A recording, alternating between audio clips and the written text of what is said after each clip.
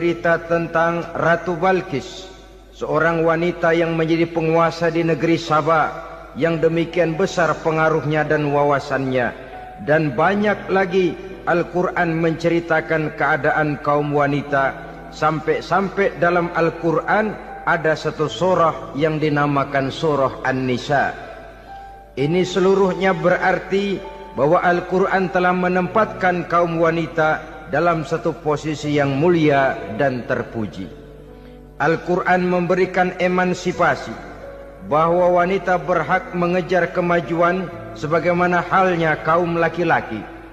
Tetapi sungguh pun demikian, Al-Quran tetap memberikan batasan-batasan sepanjang emansipasi itu tidak bertentangan dengan kodrat kewanitaan itu sendiri.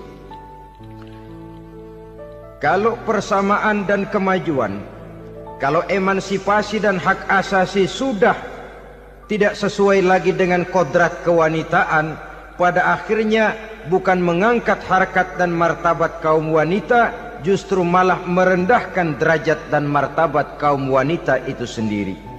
Seperti sebagian besar wanita ini, mereka berteriak menuntut tentang persamaan hak, tapi mereka melupa apa batasan daripada persamaan hak itu sendiri.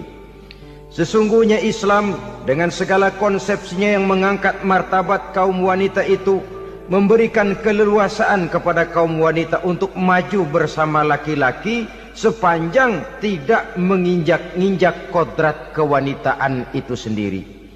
Kalau sudah sampai kepada menginjak kodrat kewanitaan, maka akan merendahkan martabat kaum wanita. Sebab apa? Secara fisik dan psikis, agaknya memang laki-laki sudah ditakdirkan oleh Allah untuk menjadi pembimbing bagi kaum wanita. Walaupun tidak tertutup kemungkinan wanita tampil sebagai pemimpin, tetapi dari segi fisik biologis misalnya, laki-laki itu diciptakan kekar, kuat untuk memikul dan melaksanakan tugas-tugas yang berat.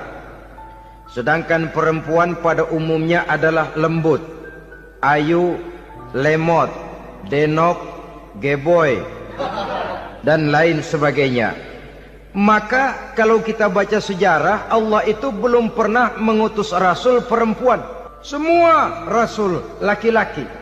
Sebab apa? Secara fisik biologis tugas kerasulan lebih dimungkinkan oleh seorang laki-laki. Tugas rasul itu berat. Kadang-kadang perang, dicaci maki, berhadapan dengan ujung tombak, ujung pedang dan lain sebagainya. Makanya seluruh rasul laki-laki, dan Allah belum pernah mengutus rasul perempuan. Dari segi lain, perempuan itu banyak terhalang untuk melaksanakan ajaran agama. Misalnya, 1 minggu dalam sebulan perempuan itu terkena cuti khusus, mengalami masa menstruasi, tidak sholat, tidak puasa, tidak melaksanakan ajaran agama yang tidak dibolehkan pada saat menstruasi itu. Kalau ada rasul perempuan, lalu saat malaikat akan menyampaikan wahyu, kebetulan rasulnya sedang wah, itu bisa balik lagi malaikat Jibril ke langit itu. Mau turun nyampein wahyu, balik lagi ke atas, ditegur, kenapa balik lagi Jibril? Rasulnya lagi head.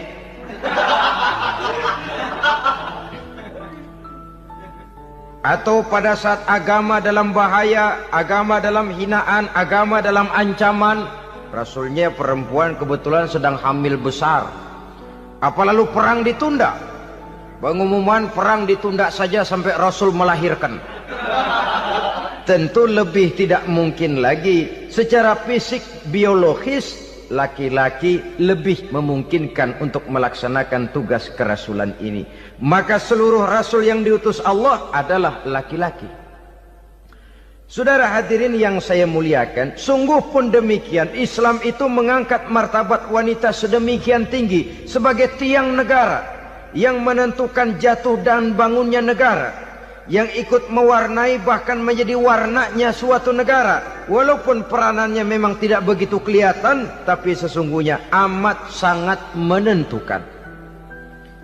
Oleh karenanya, secara umum, emansipasi yang digariskan oleh Islam, emansipasi yang tidak bertentangan dengan kodrat kewanitaan di berbagai aspek kehidupan. Kalau sekarang emansipasi ini kelihatannya sudah salah pasang, salah kaprah. Bahkan belum lama kita menyaksikan bagaimana ada binaragawati. Di zaman sekarang perempuan sudah mulai angkat besi. Saya mulai mikir kalau perempuan sudah pada angkat besi, ini sudah tanda suaminya udah dekat dibanting-bantingin ini. Tahun-tahun mendatang mungkin akan menyusul perempuan mulai narik becak.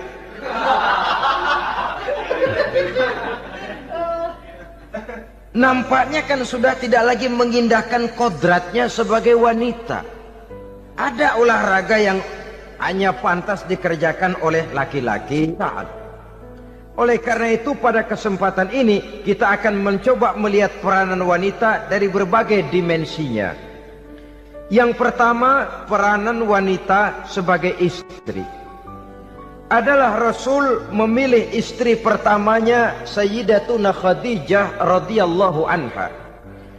Kalau pilihan utama beliau pertama kali nikah dengan Siti Khadijah, jelas itu pilihannya bukan karena kecantikan. Kenapa? Beliau nikahi Siti Khadijah dalam usia 40 tahun Khadijah dan 25 tahun Rasul. Statusnya janda pula.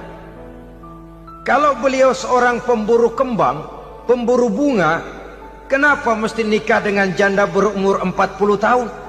Sedangkan beliau waktu itu masih berumur 25 tahun. Apa sasaran utamanya? Bisa kita lihat nanti. Setelah beliau diangkat menjadi Rasul, ternyata Khadijah lebih daripada seorang istri. Beliau masuk ke dalam staf Nabi. Orang lain beliau belum beriman, beliau malah beriman lebih dahulu sebagai perempuan pertama yang masuk Islam. Orang lain memusuhi Nabi, beliau malah mengorbankan hartanya untuk membantu perjuangan Nabi.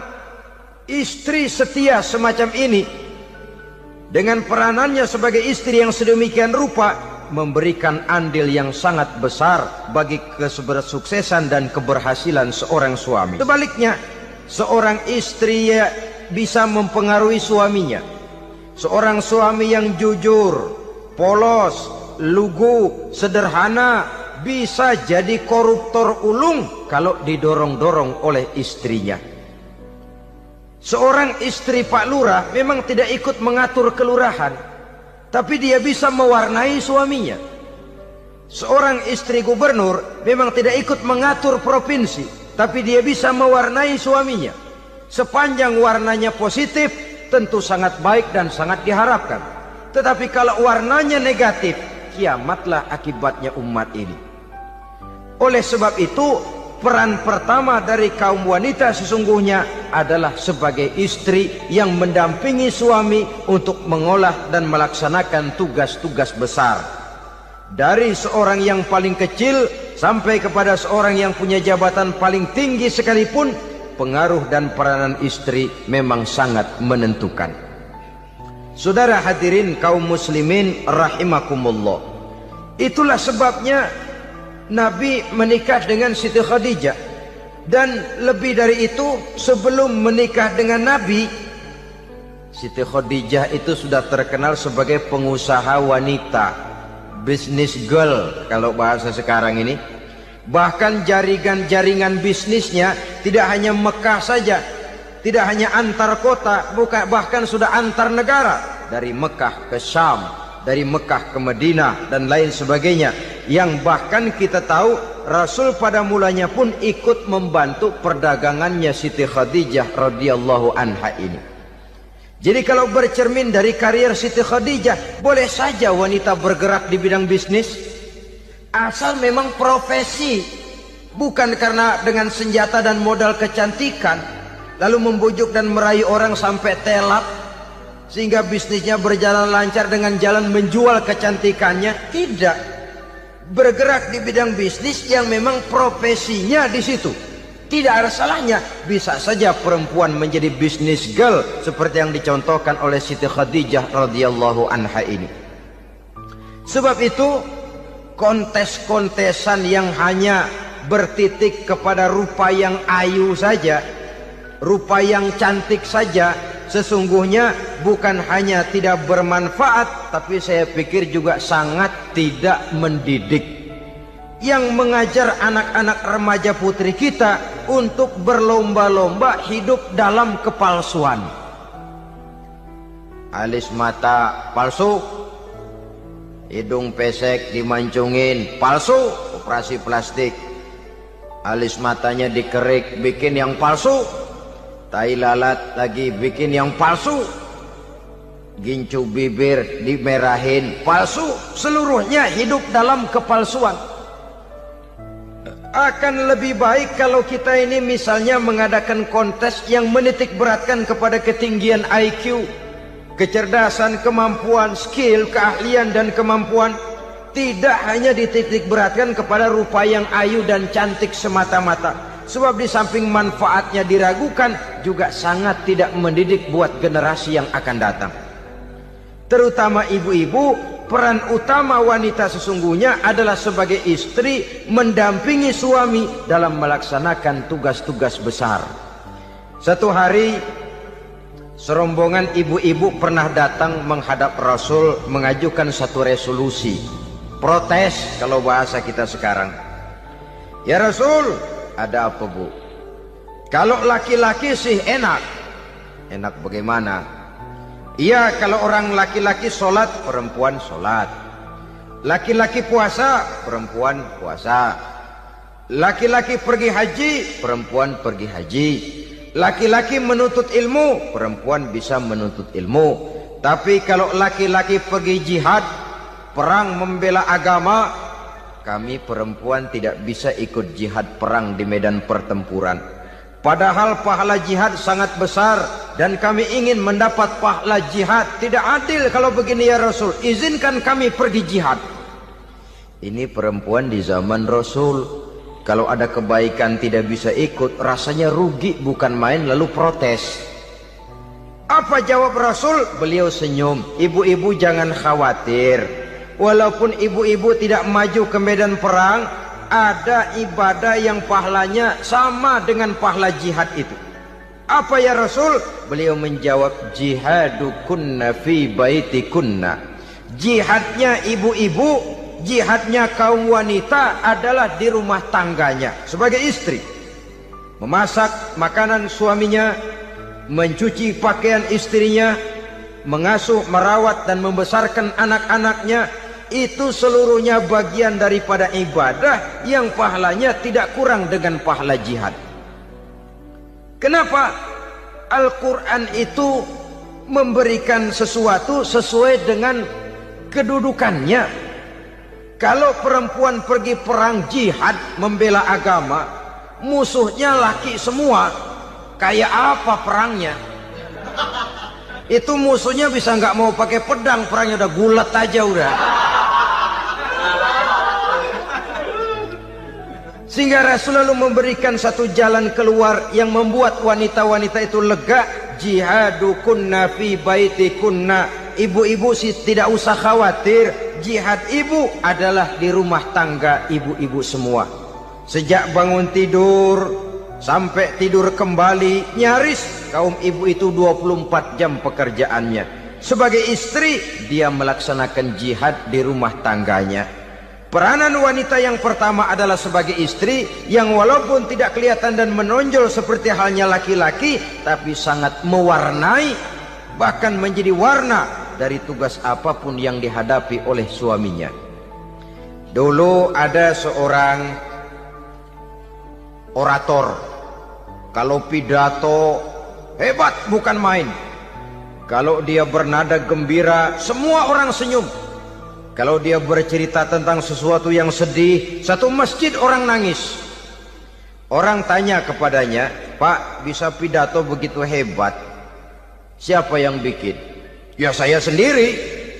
Istrinya dari belakang bilang, tidak, yang bikin pidatonya hebat saya.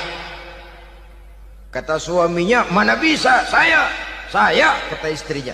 Kalau saudara tidak percaya, tunggu Jumat depan, dia khutbah Jumat, saya akan bikin khutbahnya tidak hebat, kata istrinya. Sudah hari Rebo, siap-siap mau bikin konsep khutbah, baru mau nulis, datang istrinya. Bang, tolong pegangin anak, saya mau ke warung. Mau bikin konsep lagi, kata istrinya, bang, tolong ini, tolong itu, tolong ini. Sampai mau berangkat khutbah Jumat, khutbah belum selesai dibikin. Begitu naik mimbar, kehabisan bahan. Sudah 10 menit masih ama ba'du. Ini yang dengar heran, ini orang kok bicaranya bisa cuma amat sama badu saja. Di situ kelihatan saudara-saudara betapa peran serta istri yang walaupun tidak kelihatan oleh pandangan mata yang zahir, tapi teramat sangat menentukan. Sekali lagi, tidak ada seorang suami bisa sukses jadi apapun dia tanpa peran serta istrinya di rumah. Tidak ada kemajuan yang bisa diperoleh kalau tidak karena peran serta istrinya di rumah. Tidak ada kesuksesan yang bisa diraih tanpa keikutsertaan daripada istrinya di rumah. Walaupun suaminya yang dikenal orang, suaminya yang dipuji orang, suaminya yang disanjung orang, bagian besar tetaplah saham dan andil daripada istrinya yang di rumah itu. Ini makna an-nisa imadul bilad. Wanita adalah tiang negara. Jikalau baik wanita, baik negara. Jikalau rusak wanita, hancur negara. Karena wanita, negeri Salba menjadi terkenal tentram, aman, wawasan politiknya luas. Seorang semacam Cleopatra bisa menaklukkan Julius Caesar. Dan begitu selanjutnya.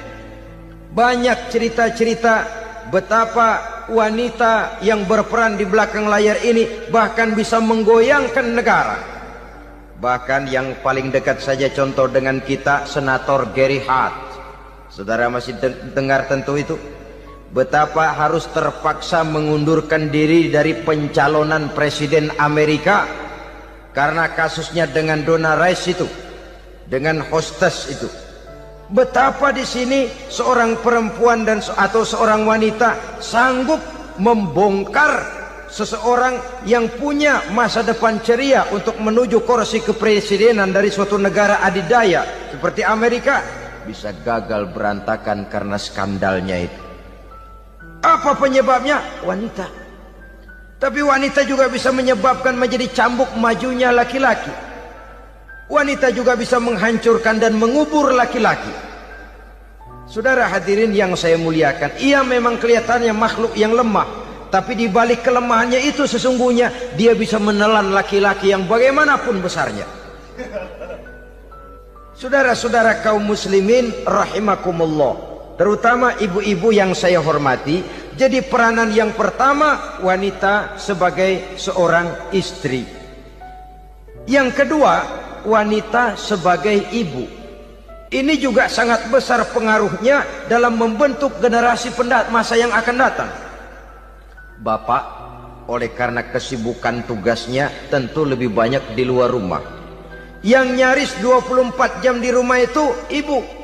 Bagaimana dia merawat anaknya, bagaimana dia menaruh perhatian terhadap anaknya, bagaimana ia melimpahkan kasih sayang kepada anak-anaknya, akan membentuk kepribadian anak dan artinya membentuk generasi yang akan datang. Kalau seorang ibu sudah cuek-cuek saja kepada anaknya, padahal Quran mengatakan al-jannatu tahta aqdamil ummahat, surga di bawah telapak kaki ibu. Hadis ini bisa kita artikan macam-macam. Pertama, anak tidak akan mendapat kebahagiaan tanpa ridho daripada ibunya. Kedua, ibu adalah wanita agung yang harus ditaati.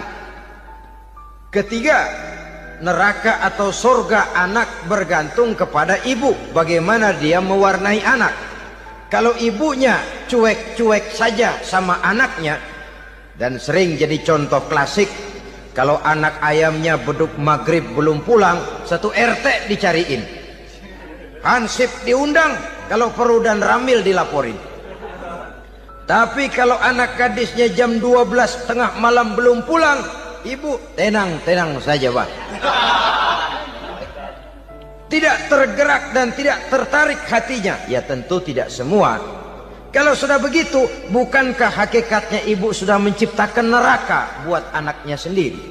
Khalil Gibran dalam satu tamsil yang indah pernah mengatakan, kalau kita diberikan sebutir mutiara, sebutir intan, dan intan itu sebutirnya sebesar telur ayam, benda yang sangat langka dan berharga, tentu kita sayang intan atau mutiara itu.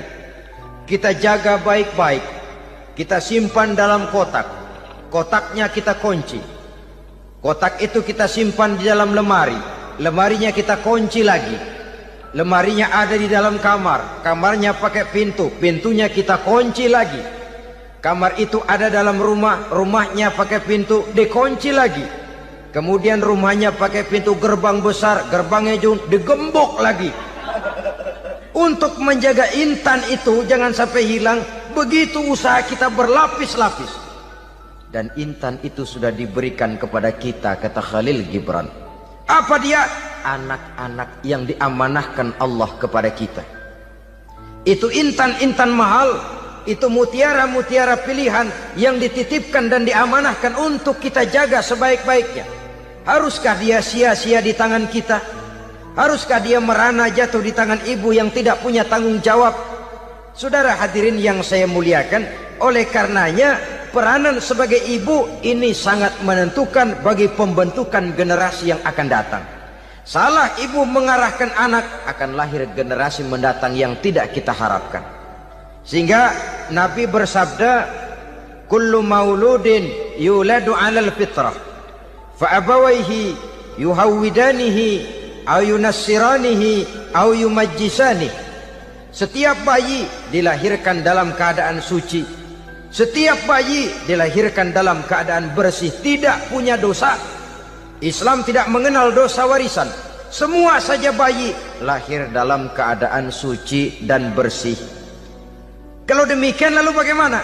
Kata Nabi, ibu bapaknya lah yang kelak akan menjadikan anak itu sebagai Yahudi, yang kelak menjadikan itu anak itu sebagai Nasrani, atau menjadikan anak itu sebagai Majusi.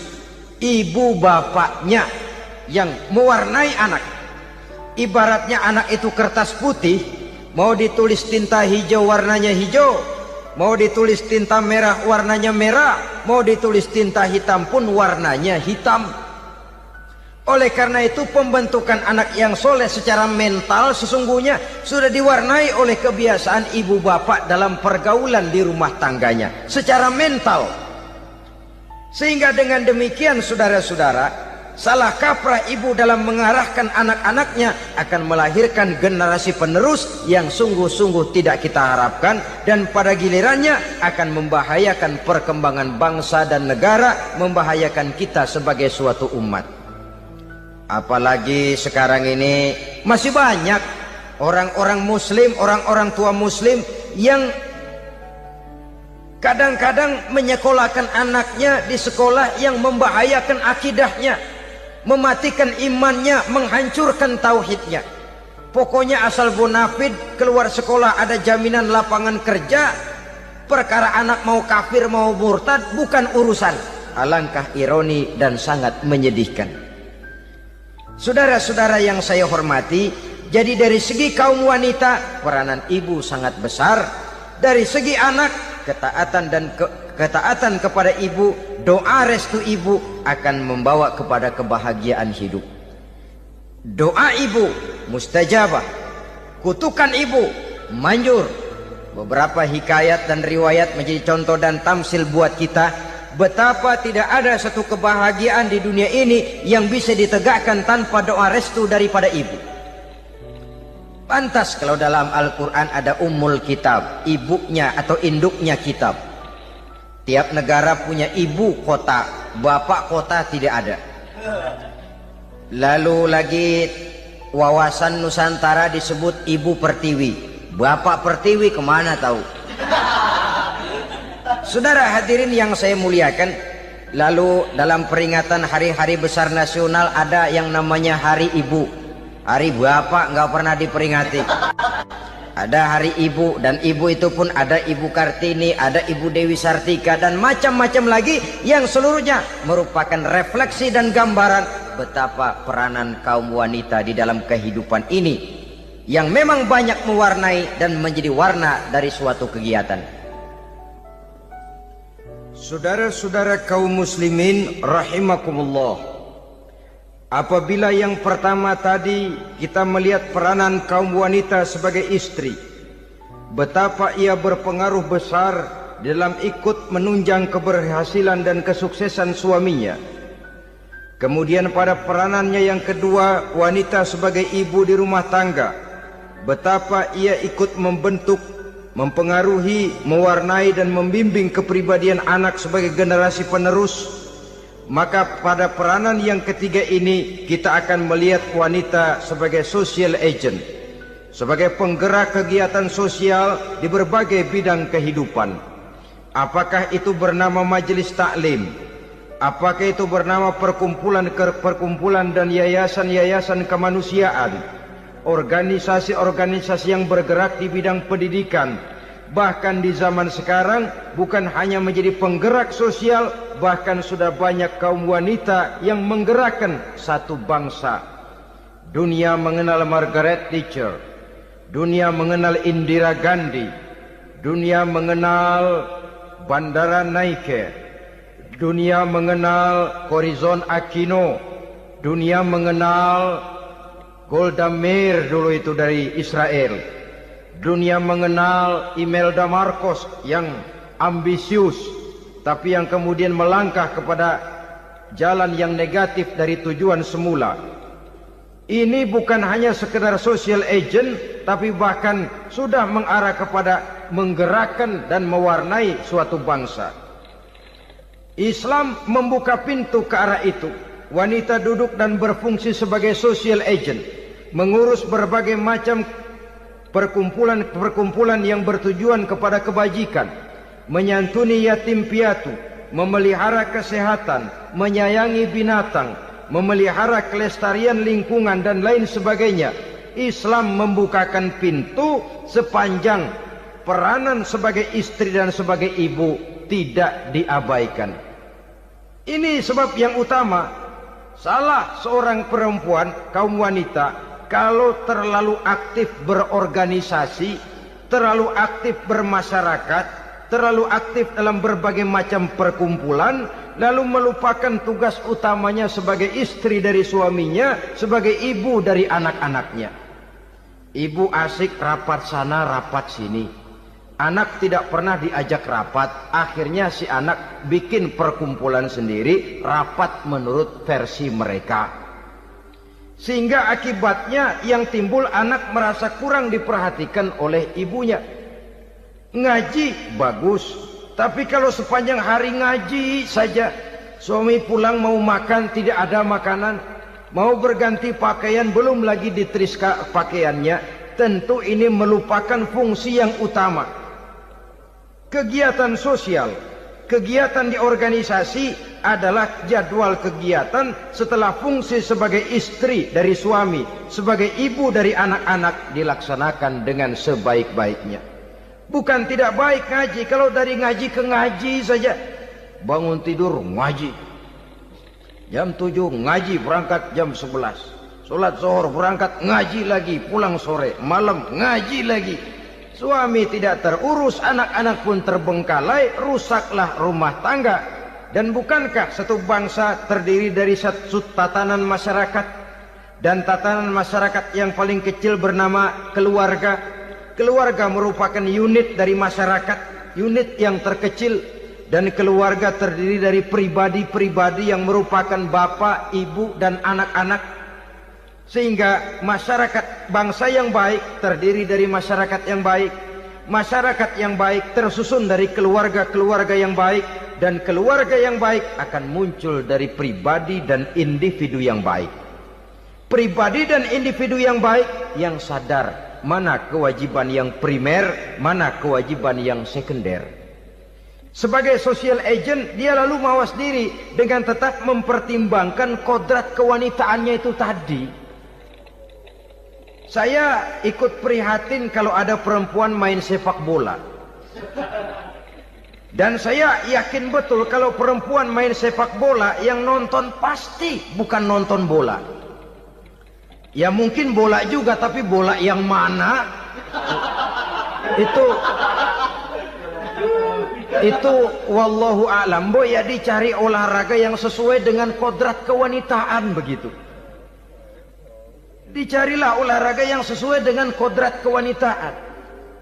Sepak bola sudah maju, ya belakangan saya katakan tadi muncul lagi wanita angkat besi. Belakangan bisa kita bayangkan wanita main tinju. Babak belur sudah kalau sudah begitu.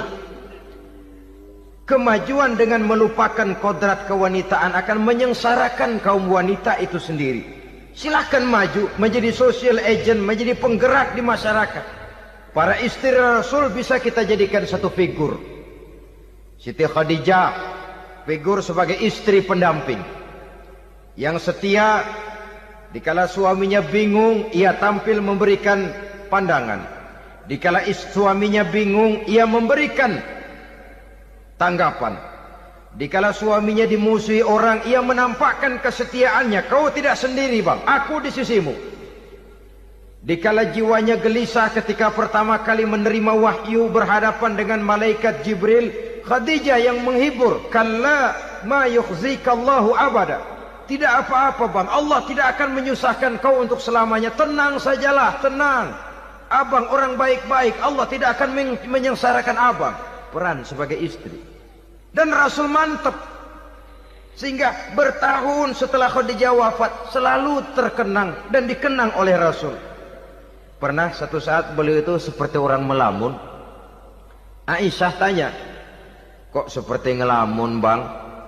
Iya kata Rasul, saya seperti mendengar suara terompahnya Khadijah di surga. Padahal Khadijah sudah lama wafat. Aisyah mendengar itu rada sedikit manyun. Kata Aisyah, bang cukup sekali ini saja, jangan sebut-sebut lagi nama itu ya. Cemburu rupanya. Ya soal cemburu sih nggak bini Nabi, nggak bini kita, namanya cemburu. Perempuan mesti ada. Apa jawab Rasul? Ya Humairah, Aisyah, haruskah saya melupakan seseorang yang dikala orang lain memusuhi saya, dia mati-matian membela saya? Kamu orang Islam bukan? Bukan. Pantas. Kenapa saya salah? Dia bilang. Ya jelas salah. Salahnya di mana? Kamu ini manusia. Kalau hidup cuma dari tangan ke mulut, saya bilang kambing di kampung saya juga begitu pikirannya, ner. Itu kambing di kampung saya, asal perutnya kenyang sudah hidup dia. Perkara besok bagaimana, lusa prospeknya macam mana, bulan depan ada apa, kambing nggak pernah mikir. Di kampung saya kambing juga pikirannya begitu. Kamu Kristen ya? Tadinya. Loh kok tadinya, lalu apa sekarang kamu ini? Dia bilang sekarang saya netral. Saya tidak beragama, tapi saya percaya kepada Tuhan sebagai pencipta alam. Assalamualaikum warahmatullahi wabarakatuh. Waalaikumsalam warahmatullahi wabarakatuh. Alhamdulillah. Wassalatu wassalamu ala sayyidina Rasulillah Sayyidina wa maulana Muhammad ibn Abdullah wa ala alihi wa sahbihi wa mawala la hawla wa la quwwata illa billah amma ba'du. Bapak-bapak, ibu-ibu, saudara-saudara kaum muslimin rahimakumullah. Di dalam kehidupan kita sebagai seorang muslim, minimal 5 kali dalam sehari semalam kita mendengar seruan untuk mendirikan solat yang disebut azan. Ada kalimat menarik di dalam kalimat azan itu, yakni seruan hayya 'alal falah, marilah menuju kepada keberuntungan, marilah meraih kemenangan. Seruan ini adalah kecenderungan dari setiap manusia, apapun warna kulitnya. Artinya, setiap orang dalam hidup selalu ingin meraih dan mencari kemenangan. Kemenangan akan melahirkan kepuasan batin, dan kepuasan batin memberikan kebahagiaan. Sedangkan kekalahan melahirkan penderitaan batin, dan penderitaan batin menjerumuskan seseorang di dalam berbagai bentuk kerugian. Jikalau inilah seruan azan, maka masalahnya ialah apa yang menyebabkan kita meraih kemenangan. Al-Quranul Karim memberikan tuntunan dan ajaran kepada kita bahwa orang-orang yang memperoleh kemenangan itu tidak lain adalah orang-orang yang bertakwa. Hanyalah mereka yang bertakwa kepada Allah Subhanahu wa ta'ala pada akhirnya akan tampil sebagai pemenang. Lalu siapa orang yang bertakwa itu? Dijelaskan dalam awal-awal Al-Baqarah, orang yang bertakwa yang akan meraih kemenangan. Pertama, allazina yu'minuna bil ghaib, yaitu orang-orang yang beriman kepada yang gaib, percaya bahwa ada alam yang gaib, alam yang abstrak, alam yang tidak bisa dijangkau oleh salah satu daripada panca indera kita. Mereka percaya dan beriman kepada adanya malaikat, beriman kepada adanya iblis dan jin, beriman kepada adanya alam kubur, beriman kepada adanya alam mahsyar, beriman kepada adanya alam akhirat, beriman kepada adanya surga dan neraka. Beriman bukan cuma sekedar beriman dalam ucapan bibir saja, tetapi beriman yang nilai iman itu mampu mewarnai gerak dan gaya hidupnya. Iman yang meresap sampai ke tulang sumsum, kemudian memberikan dampak positif di dalam kehidupan manusia. Alam, kita tahu, adalah sesuatu yang selain Allah, dan Allah bukanlah alam. Apapun namanya selain daripada Allah, itu adalah alam. Alam pada hakikatnya terbagi menjadi dua. Ada alam syahadah, alam nyata, alam konkret, alam yang bisa dijangkau oleh salah satu indera kita. Kemudian ada alam ghaib, alam yang tidak bisa dijangkau oleh panca indera kita, alam metafisika, alam abstrak, alam yang wajib kita imani keberadaannya. Kita percaya bahwa malaikat itu ada, kita percaya kepada jin, bahwa jin itu ada, kita percaya kepada adanya iblis dan setan. Bukan percaya kepada iblis dan setannya, percaya bahwa iblis dan setan itu ada. Itu termasuk salah satu daripada sifat orang yang bertakwa kepada Allah. Saudara-saudara kaum muslimin rahimakumullah, kecenderungan pembangunan yang lebih bersifat materialistis biasanya menggeser aspek kehidupan rohani. Orang berpikir empiri, dan dalam pola pikir yang demikian maka alam gaib tidak lagi mendapat perhatian. Aspek kehidupan yang bersifat rohaniah malah mulai ditinggalkan. Akibatnya terjadilah kepincangan di dalam kehidupan kita. Pernah ada satu pengalaman pribadi dalam perjalanan kembali ke tanah air. Dalam pesawat di sebelah kanan saya duduklah seorang Jerman namanya Heiner Simonsen. Iseng saya ajak kenalan, saya ajak ngobrol, saya tanya dia. Saya bilang, Mas Heiner ini, Kalau pesawat yang kita tumpangi ini jatuh ke bawah, kira-kira apa yang bakal terjadi, Mas? Dia bilang, kita semua akan mati. Begitu? Ya. Oke. Apa itu mati? Tanya saya. Dia bilang, untuk tahu apa itu mati, kita harus tahu lebih dahulu apa itu hidup. Saya pikir nih bule bisa ngomong juga. Baiklah kata saya. Apa hidup menurut Anda itu? Oh, hidup itu dia bilang, kalau seluruh anggota badan kita bekerja secara normal. Paru-paru memompa darah secara normal, jantung berdetak secara normal, sel-sel tubuh bekerja secara fit, dan organisme tubuh hanya mau bekerja secara normal. Dia bilang, kalau kita memberi makan yang cukup, menu yang teratur, dan gizi yang lengkap. Saya bilang, kesimpulannya apa, Ner? Dia jawab, hidup adalah dari tangan ke mulut. Life is from the hand to the mouth, kata dia. Hidup adalah dari tangan ke mulut. Jadi masalah hidup tidak lebih daripada masalah isi perut. Orang pergi pagi, pulang sore, peras keringat, banting tulang, perut yang dibelain. Saya bilang, you are wrong. Sampean salah, Ner. Kamu orang Islam bukan? Bukan. Pantas.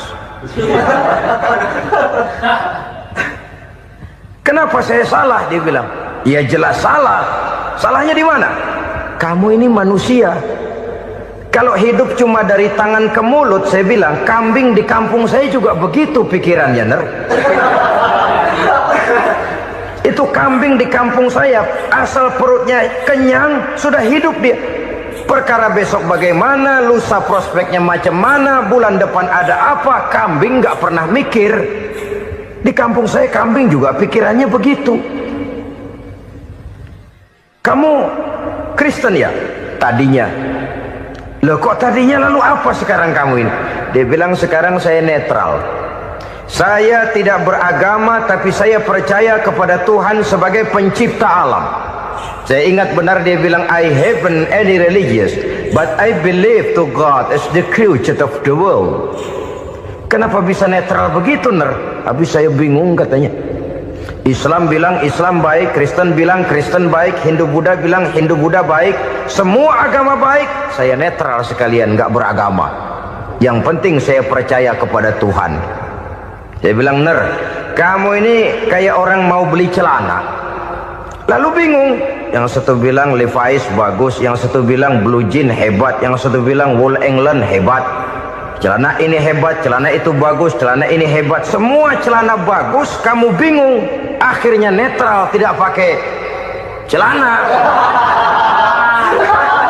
Itu juga salah. Saya pikir-pikir, kemudian saya melihat bahwa dua pola berpikir Henner ini nampaknya sudah mulai menggejala di lingkungan masyarakat bangsa kita. Disadari atau tidak, secara jujur kita harus berkata, dua pola pemikiran Henner ini mulai berkembang di tengah masyarakat bangsa kita. Pertama, pola pikir materialisme. Hidup adalah dari tangan ke mulut. Masalah hidup tidak lebih masalah isi perut. Itu yang perlu dibela, dan disitulah arti kehidupan. Pergi pagi, pulang sore, peras keringat, banting tulang untuk mempertahankan perut. Kalau sudah kemari cara orang berpikir, maka buat apa percaya kepada yang gaib? Untuk apa sholat? Untuk apa puasa? Untuk apa zakat? Untuk apa menghadiri majelis taklim? Tanpa kepercayaan kepada yang gaib, hidup berjalan menurut alur empiris dan materialis. Kalau sudah ke sana cara orang berpikir, biasanya orang lalu cenderung menghalalkan segala cara. Hanyalah orang yang percaya bahwa akhirat ada, hanyalah orang yang percaya bahwa alam kubur itu ada, hanyalah orang yang percaya bahwa malaikat itu ada, hidupnya akan lebih terarah dan terkendali. Karena kepercayaan kepada yang gaib, yang merupakan fase daripada kehidupan setelah hidup yang sekarang ini, mewarnai gerak pribadi seseorang di dalam dia melakukan kegiatan hidupnya. pola berpikir materialisme, disadari atau tidak, mulai menggejala di lingkungan masyarakat bangsa kita. Hidup tidak lebih dari urusan tangan ke mulut, mulut ke tangan, tangan ke mulut. Asal perut sudah kenyang, hiduplah sudah. Perkara bagaimana prospek hari yang akan datang, bagaimana akhirat, tidak jadi persoalan. Ini yang oleh Nabi diperingatkan, ad-dunya sijnul mu'min wa jannatul kafir. Dunia adalah penjara bagi orang beriman dan surga bagi orang kafir. Dulu di zaman Belanda hadis ini pernah disalah tafsirkan, disalah artikan, digunakan sebagai senjata untuk mengkebiri dan membuat impoten umat Islam. Sudahlah umat Islam gak usah macam-macam, kata Belanda. Dunia ini kan penjara buat orang Islam, surga buat orang kafir. Di penjara jangan bertingkah.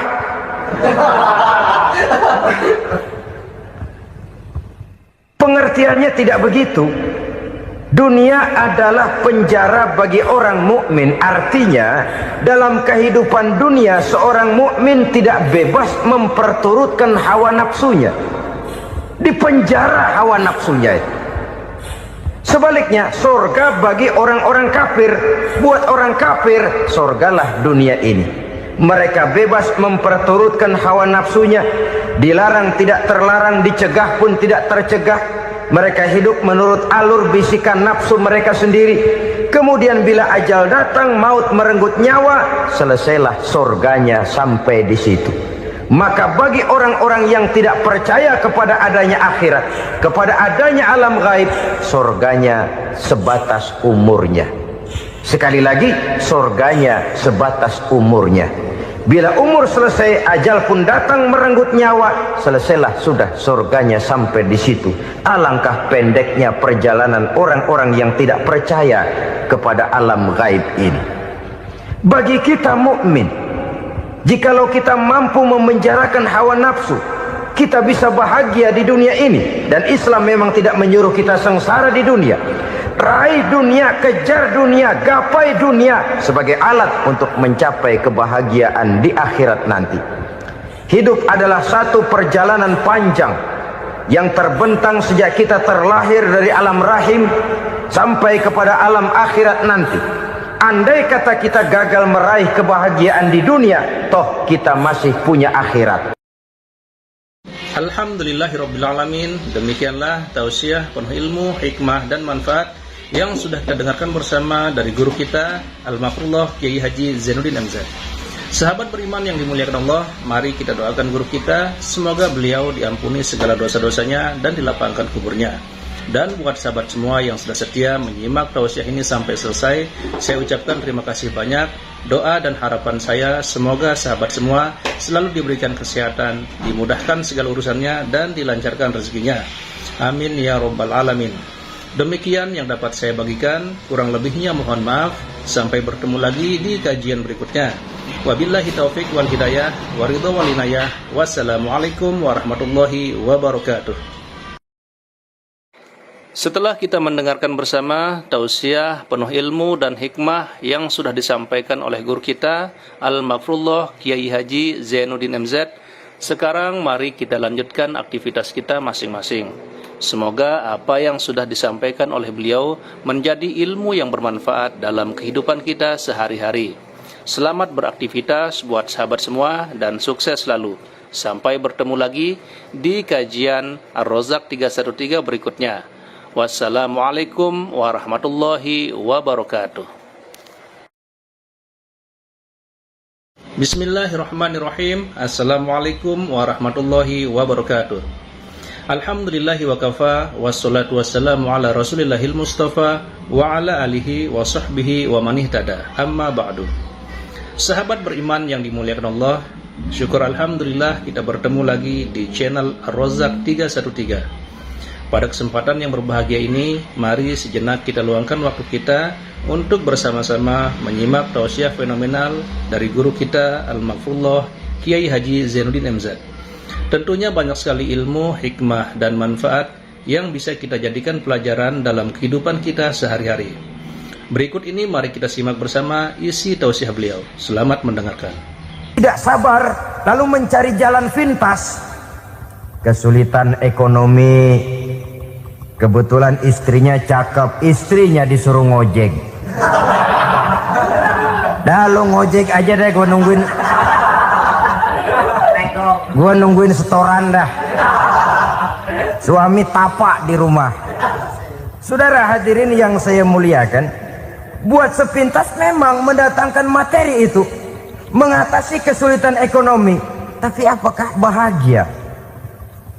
Walaupun rumah bisa jadi besar, perabotan bisa serba lebih lengkap dan ada, tapi apakah semuanya mendatangkan bahagia? Sementara suami kehilangan rasa cemburunya, dan dalam agama itu disebut dayus. Dayus, suami yang tidak punya rasa cemburu kepada istrinya. Dan orang dayus kayak begitu haram mendapat bau sorga. Bau sorga saja tidak dapat, apalagi masuk ke dalamnya. Ya tapi juga jangan lantas mentang-mentang harus cemburu sama istri, overacting. Suaminya nawar sayuran, laki pulang ngomel, lu pacaran ya sama tukang sayur. Itu juga over, saudara-saudara. Kesulitan ekonomi diatasi dengan sabar. Sabar dalam arti berusaha dengan tidak mengambil jalan pintas, berusaha tetap berada di jalan yang diridhoi oleh Allah. Ini yang jadi problema ini rumah tangga sekarang ini, kesulitan ekonomi, di mana lapangan kerja sulit, di mana persaingan hidup tajam, sedangkan kita hidup ingin seperti orang lain. Kita mudah gelap mata, mudah picik pandangan, mudah sulit pertimbangan, lalu mengambil jalan pintas. Kadang menjual akidah, menjual keimanan. Kebetulan pendaringan kering, ada yang nawarin beras 3 liter sama supermi 2 bungkus. Hari Minggu diajak ke gereja mau. Itu iman kena beras 3 liter telap. Kesulitan ekonomi, saudara-saudara, sehingga Imam Ali pernah berkata, kadal fakru ayyakuna kufron. Kemiskinan memang mudah membawa orang kepada kekafiran, kepada perbuatan-perbuatan yang bisa mengundang kekafiran. Oleh karena itu dalam tamsil lain beliau berkata, kalau ada ular dan ada kemiskinan, kemiskinan yang saya getok lebih dulu, kemiskinan yang saya bunuh lebih dahulu. Karena kemiskinan mudah membawa orang kepada kekufuran. Bagaimanapun sulitnya ekonomi yang dihadapi dalam rumah tangga, percayalah satu saat jalan keluarnya mesti ada. Mesti ada. Jangan sampai mengambil jalan pintas yang membuat kita keluar dari jalan yang ditinjau dari segi kemasyarakatan pun mendatangkan aib, ditinjau dari kehormatan berkeluarga pun mendatangkan nista, ditinjau dari segi ekonomi pun barangkali tidak akan mendatangkan kelimpahan materi. Jalan pintas pada umumnya, saudara-saudara, hanya memberikan kenikmatan yang sekejap. Dan apalah itu artinya kalau harus mengorbankan kesenangan yang abadi dan kekal. Kadang-kadang mengorbankan anaknya sendiri, anaknya dikomersilkan. Pokoknya siapa yang nyamper lu berangkat aja dah. Asal pulang neng-teng pisang sama jeruk sebongsang, orang tua udah anteng aja udah. Saudara hadirin yang saya muliakan, setiap kita selalu berhadapan dengan kesulitan. Karena itu rumah tangga yang bertujuan mencapai mardhatillah, mereka sabar dalam menghadapi kesulitan. Tidak ada beras, puasa saja, puasa sunnah. Puasa sunnah. Lapar tapi ada pahalanya, daripada tidak puasa lalu ngegerundel. Brengsek Tuhan, gue sembahyang melulu lapar juga. Sudah lapar tidak berpahala. Bukankah Rasulullah sendiri kalau pulang ke rumah Aisyah lalu berkata, ya Humairah, ada makanan hari ini? Ada makanan yang enggak ada bang. Alhamdulillah, kalau begitu saya puasa. Pulang dari mana-mana, perut lapar, mau makan tidak ada makanan, bukan marah, bukan ngamuk, puasa. Maka boleh puasa sunnah, niatnya udah siang, jam 10, jam 11, asal dari pagi belum makan apa-apa.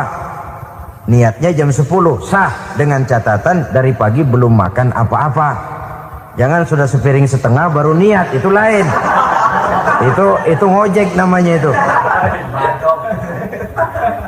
Pengertian dalam kesulitan. Satu malam beliau pulang dari masjid agak larut. Habis ngajar banyak yang bertanya. Ketuk pintu, Assalamualaikum. Assalamualaikum. 3 kali beliau memberi salam, tidak ada jawaban, tidak dibukakan pintu. Rupanya istri beliau lelah bekerja di waktu siang, tidurnya pules benar. Marahkah Rasul? Tidak. Beliau gelar sorban, tidur di depan pintu. Asraful anbiya wal mursalin ini, Rasul termulia ini, karena menghargai istrinya, tidur di depan pintu. Sampai Aisyah bangun sepertiga malam, terkejut buka pintu, suaminya ada di depan pintu. Beliau bangunkan. Ketika dibangunkan, Rasul lebih dulu berkata, maaf sayang, saya pulang terlambat. Sudah nggak dibukain pintu, tidur di depan, dibangunin, beliau duluan yang minta maaf. Pengertian. Kalau emosi, memang nggak dibukain pintu, tidur di depan. Begitu dibukain, yang enak kita tunjuk jidatnya.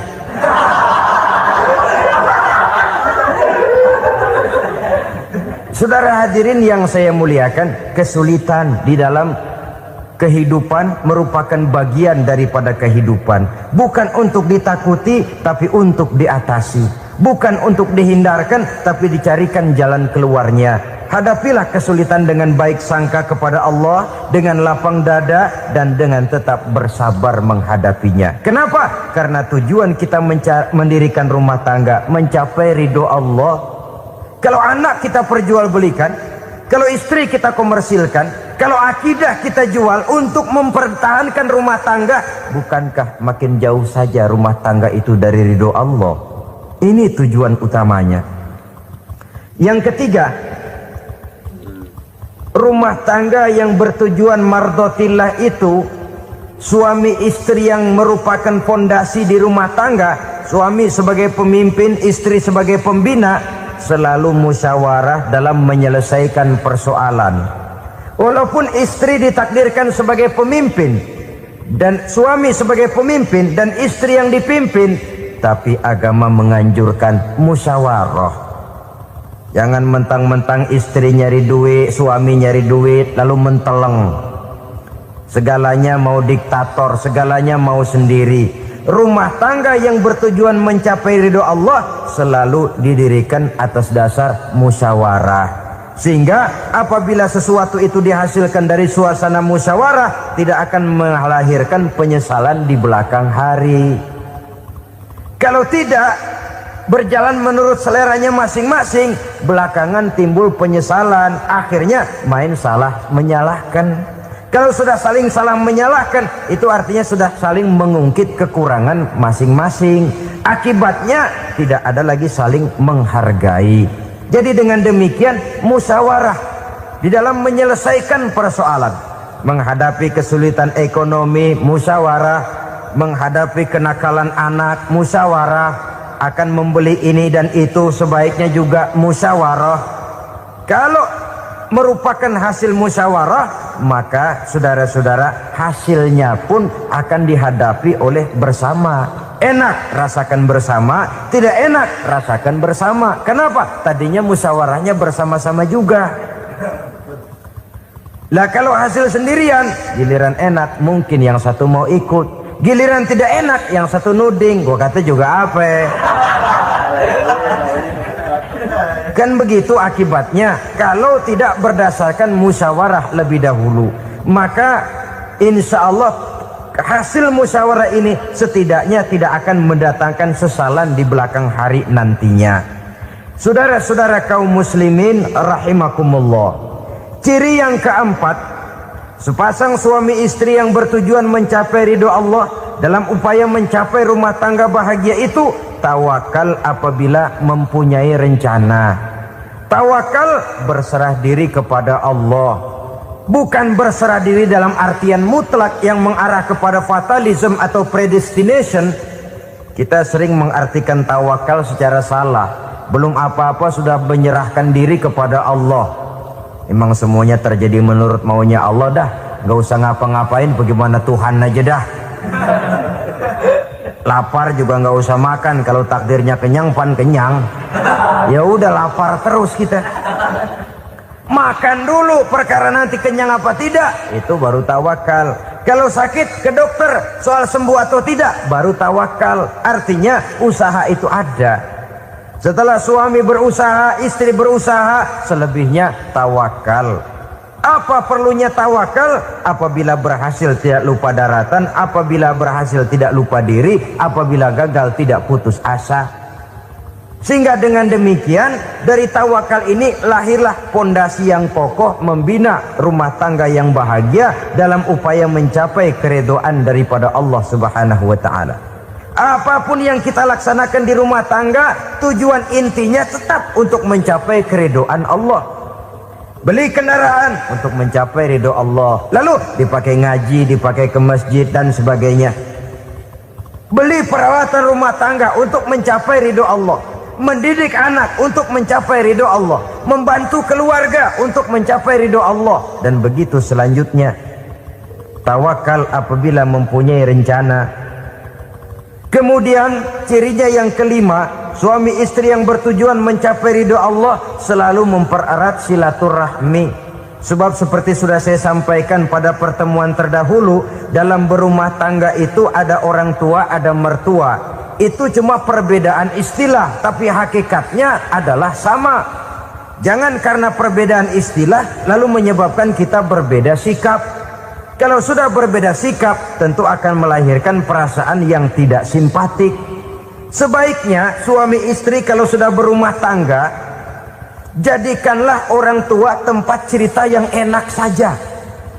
Yang tidak enak telan berdua, yang pahit rasakan berdua, kesusahan dan kesulitan atasi berdua. Giliran enak ngomong sama orang tua, giliran senang cerita sama mertua. Sekarang kan kita balik, kalau lagi senang duitnya banyak, anteng di rumah, kalem aja. Tapi lalu waktu susah, waktu susah, cerita kepada orang tuanya, cerita kepada mertuanya. Lalu kapan kita mau menyenangkan orang tua? Sudahlah mereka susah mendidik kita di waktu kecil, membesarkan kita, melakukan segala macam pengorbanan. Demi setelah kita berumah tangga, kesulitan rumah tangga kita tumpahkan juga kepada mereka. Pererat silaturahmi dan usahakan agar seluruh keluarga hanya menjadi tempat kita cerita yang enak-enak saja. Istilah sehari-harinya, kalau di rumah kita makan sama sayur bayam, keluar rumah diem, malah seluitan. Tetangga tanya, lu makan kayaknya enak banget apa sih? Daging ayam.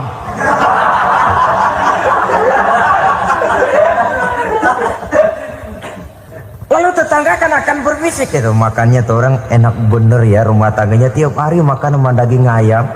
Biarlah paling kurang itu jadi doa, daripada kita makan sama kangkung lalu ribut ngomel di mana-mana. Gua kesel banget sama bini gua, di warung ceritanya lagi. Kenapa? Saban sari gua direbusin kangkung mulu, brengsek. Di warung cerita ada RT, ada RW.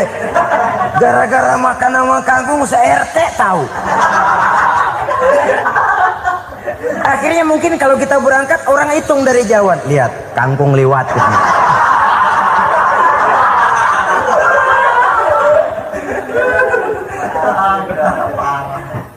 Bisa menjaga yang disebut security informasi, rahasia rumah tangga. Bahkan pernah saya berikan contoh karena ingin menghargai. Suami beliin kain batik buat istrinya. Istri tahu begitu sepintas, nih kain jelek nih. Tapi karena mau menyenangkan suaminya, dia bohong. Bagaimana bu kain yang bapak beliin? Aduh bagus bener pak, bagus sekali itu kain. Warnanya pak emang yang model begitu tuh. Tetangga kita mana ada yang pakai kain begitu pak? Ya emang nggak ada, jelek. Menghargai. Sebab kalau waktu itu si istri jujur, yang timbul sakit hati suami. Bagaimana bu kain yang saya beliin? Goblok lo. Kain begitu dibeliin di pasar juga banyak 1.400, campur odol lagi. Sudahlah, suami punya niat baik, sampai rumah digoblok-goblokin, tidak ada lagi rasa saling menghargainya. Masya Allah, sangat luar biasa tausiah yang sudah disampaikan oleh guru kita Al-Mafrullah Kiai Haji Zainuddin MZ. Sahabat beriman yang dimuliakan Allah, tetaplah di channel ini karena kajian ini belum selesai dan masih banyak lagi hal-hal menarik yang akan disampaikan beliau. Selamat mendengarkan. Begitu pentingnya mempererat silaturahmi ini, sampai Nabi berpesan, isnani la yanzurullahu ilaihima yaumal qiyamah, qati'ur rahim wa jarus su'. Ada dua golongan manusia yang di akhirat nanti tidak akan dilihat oleh Allah, tidak akan diopeni oleh Allah, didiemin aja. Siapa mereka? Pertama, orang yang suka memutuskan silaturahmi. Yang kedua, tetangga yang jahat dengan tetangganya. Dua golongan manusia ini, pemutus silaturahmi, kemudian juga tetangga yang jahat dengan tetangganya, ini tidak akan dipandang oleh Allah di hari akhirat nanti. Jadi pererat silaturahmi, sebab kita ini zon politikan, makhluk yang bermasyarakat, yang tidak bisa hidup sendirian. Setiap kita memerlukan orang lain. Kita disebut kaya karena ada yang miskin. Kita disebut alim karena ada yang awam. Kita disebut berkuasa karena ada rakyat jelata. Tanpa rakyat tidak ada penguasa. Tanpa yang miskin tidak ada orang kaya. Kalau tidak ada yang jelek, siapa yang bilang cakep? Karena ngimbangi. Saudara hadirin, atas dasar ini mestinya kita selalu bersyukur dalam segala posisi. Tidak lalu salah terima kepada karunia yang diberikan Allah kepada kita. Saudara hadirin yang saya hormati, pererat silaturahmi, jadikan orang-orang tua kita tempat kita cerita yang enak-enak saja. Yang tidak enak, telan sendiri, usahakan sendiri, carikan jalan keluarnya sendiri. Setidaknya, ya diam sajalah. Kalau belum bisa membalas budi baik orang tua, setidaknya jangan menyakiti hati orang tua kita. Sudah lelah dan payah dia mengasuh kita, membesarkan kita, merawat kita. Demi setelah kita berumah tangga, seluruh kesulitan kita bawa lagi kepadanya. Karena itu buat para istri juga ini perhatian. Kalau dimarahi suami, jangan cepat-cepat pulang ke rumah orang tuanya. Nggak boleh diomelin dikit, main buntal aja. Gua pulang dah. Pulang. Sampai sana cerita habis-habisan, dikucek kejelekan suaminya. Nanti 2-3 hari balik aja lagi. Kan nggak lucu jadinya. Saudara hadirin, begitu juga suami.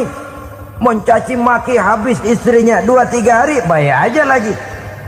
Konyol, istrinya sudah dicaci maki habis-habisan, dijeleki leluhur-leluhurnya, 2-3 hari baik lagi, mesraan lagi. Kata bininya dalam hati, gua lu jelekin juga, lu pakai juga, payah.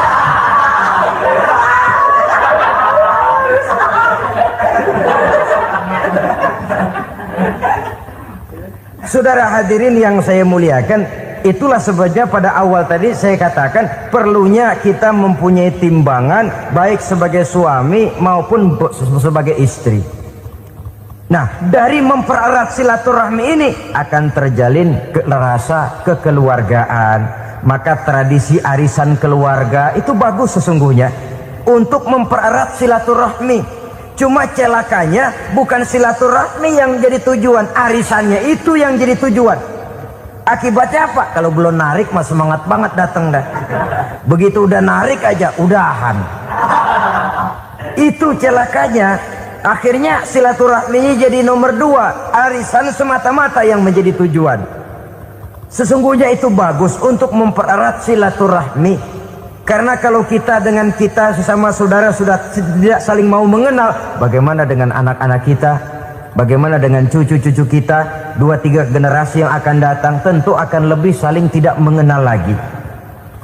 Baiklah ya, yang keenam, Suami istri yang bertujuan untuk mencapai keridhaan Allah itu selalu berusaha tolong menolong di dalam kebajikan.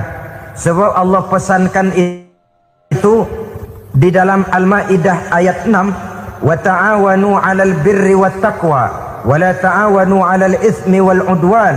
Bertolong-tolonganlah kamu di dalam kebaikan, di dalam bertakwa kepada Allah. Jangan bertolong-tolongan di dalam maksiat, di dalam dosa, dan di dalam usaha yang menimbulkan permusuhan. Kalau suami marah kepada seseorang, istri jangan ngipasin.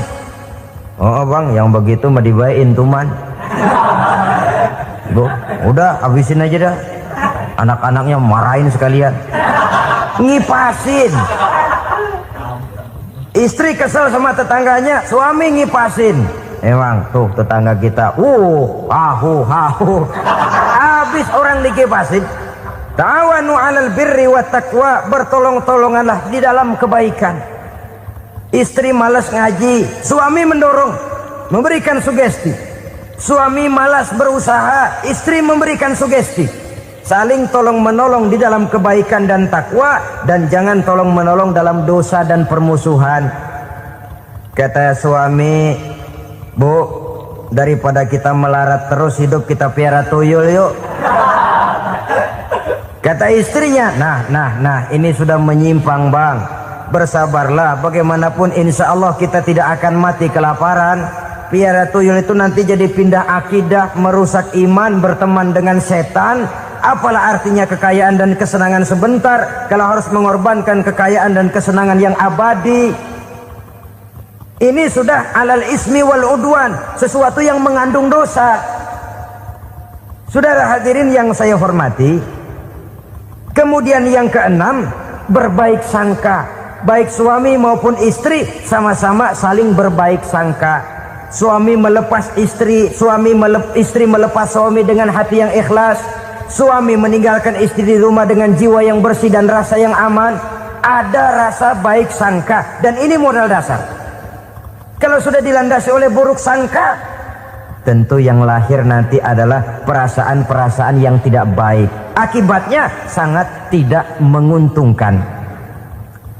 Inilah beberapa ciri dari rumah tangga yang didirikan atas dasar mardhatillah, mencapai keridhaan dari Allah. Nanti akan menyusul tujuan berikutnya, diantaranya mendapat keturunan, diantaranya lagi mendatangkan gairah untuk lebih berusaha mencari rezeki karena sudah merasa punya tanggung jawab berupa anak dan istri. Mempererat silaturahmi, itu cuma tujuan-tujuan sekundernya saja. Tujuan primernya kita melakukan suatu nikah untuk mencapai keridhaan dari Allah Subhanahu wa ta'ala. Silakan punya istri cantik, kaya, tapi tujuan utamanya kita membina rumah tangga untuk mencapai ridho dari Allah. Karena itu dasarnya mawaddatan warahmah. Jangan cuma cinta, tapi juga kasih sayang. Cinta, kecenderungan kepada jasmani akan berakhir, tapi kasih sayang, kecenderungan kepada rohani, makin tua malah makin erat, makin tua malah makin mesra. Sehingga kadang kita menampak kakek-kakek dan nenek-nenek lagunya kayak pengantin baru. Apa cinta-cintaan? Tidak. Bagaimana kakek-kakek sama nenek-nenek harus bilang I love you? Yang masih ada itu waktu itu mawaddah, kasih dan sayang. Itu yang akan kekal, itu yang akan abadi. Tanpa materi orang sulit untuk bahagia, tapi materi semata bukan jaminan orang untuk bahagia. Nah, ciri yang terakhir dari rumah tangga yang bertujuan mencapai ridho Allah, sinar agama kelihatan di dalamnya. Baik suami maupun istri sama-sama orang yang taat melaksanakan ajaran agama. Saudara, mudah-mudahan walaupun singkat dapat menjadi sumbangan moral dalam kita mewujudkan rumah tangga yang bahagia menurut contoh yang diberikan oleh Rasulullah Sallallahu Alaihi Wasallam. Terima kasih atas perhatian saudara. Mohon maaf atas segala kekurangan. Usikum wa nafsi bitaqwallah. Wassalamualaikum warahmatullahi wabarakatuh.